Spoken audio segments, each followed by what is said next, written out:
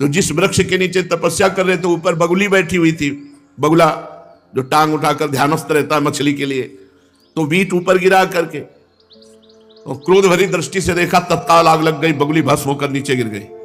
तप का प्रभाव होता है।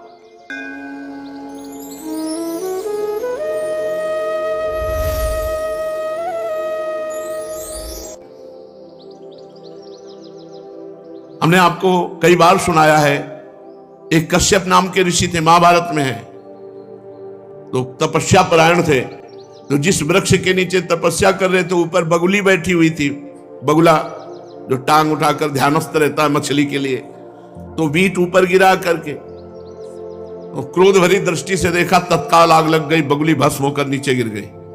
तप का प्रभाव होता है। अब उनको बड़ा गर्व हुआ कि नहीं, काफी हम सिद्ध हो चुके हैं, बगुली भस्म हो गई।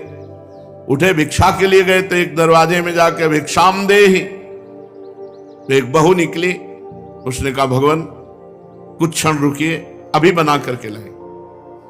बड़े मृदु वचन से उनका सम्मान करते हुए अंदर गई तो दूसरे दरवाजे से उसका पति आ गया।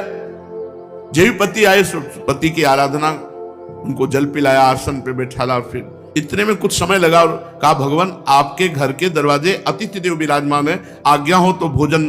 अरे उनका पहले अतिथि देवो भव, अतिथि की सेवा करो। अब वो गए, इतना विलंब क्यों किया?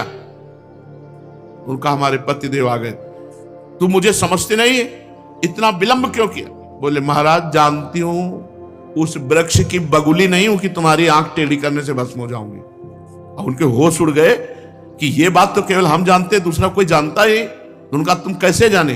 बोले, मैं अपने पति सेवा के प्रताप से पतिव्रता हूं, मुझे तीनों कालों का ज्ञान है, तुम्हें बिल्कुल ज्ञान नहीं। अभी तुम अज्ञानी हो, अपने को ऋषि भले समझते हो, कश्यप ऋषि नाम था उनका। जाओ, तुम्हें अगर ज्ञान प्राप्त करना है तो जाओ, वहां एक कसाई रहते हैं, वो तुम्हें ज्ञान प्रदान करेंगे। अब कोई संशय नहीं था, क्योंकि अलौकिक बात उनको पता है पातिव्रत धर्म से। वहां गए, जिस कसाई का परिचय बताया था तो मांस बेच रहा था। कोई कहता 2 किलो तो 2 किलो, किलो तो एक, और ओंठ चल रहे थे। तो कहा, कैसी गंदी जगह भेज दिया। चलने लगे तो कहा, कश्यप ऋषि। पहला आश्चर्य हुआ कि ये तो नाम बता रहा है हमारा, हमने तो अभी कुछ बात भी नहीं की, वो अमुक गांव की पतिव्रता ने भेजा है। अब और आश्चर्य हुआ। कहा, हाँ। बोले, बस खड़े रहो, मैं अपना व्यापार कर लूं, बस अभी आपके साथ चलता हूं। खड़े रहे, थोड़ी देर में वो बेच दुकान बंद करके कहा, तो उनका पहले ये बताओ, इतना निंदनीय कार्य करते हो तुम? तो उनका, मेरा जन्म हुआ है इसी कुल में, मैं हिंसा नहीं करता, मैं मांस लाता हूं और बेचता हूं और अपने परिवार का पोषण करता हूं, क्योंकि मैं ऐसे कुल में जन्मा हूं। तो उनका, तुमको ये कैसे पता चल गया मेरा कश्यप नाम है? बोले, आपका नहीं, आपके बाप का, आपके पुरखों तक का हमको पता है। और ये कैसे पता चला कि वो बहू ने आपको कहा है ऐसा? बोले, मुझे तीनों काल का ज्ञान है, भूत भविष्य वर्तमान। बोले, इतना निंदनीय कार्य करते हो और तीनों काल का? बोले, हर समय नाम जप करता रहता हूं और अपने कुल के अनुसार व्यापार करता हूं, और मेरी प्रधान पूजा, चलो घर देखो। जब घर में गए तो श्वेत पलंग पर बूढ़े माता पिता सजाए देवता की तरह बैठे थे। जाके साष्टांग दंडवत की और कहा, माँ आपके घर में अतिथि आए हैं, उनका अतिथि से मिलो और सेवा करो। उनका, ये हमारे भगवान है, 8 पहर इनकी पूजा करता हूं, अपने माता पिता की, और अपने कुल के अनुसार आचरण करता हूं और निरंतर नाम जप करता हूं। उसके प्रताप से मुझे तीनों काल का ज्ञान है, भूत भविष्य वर्तमान।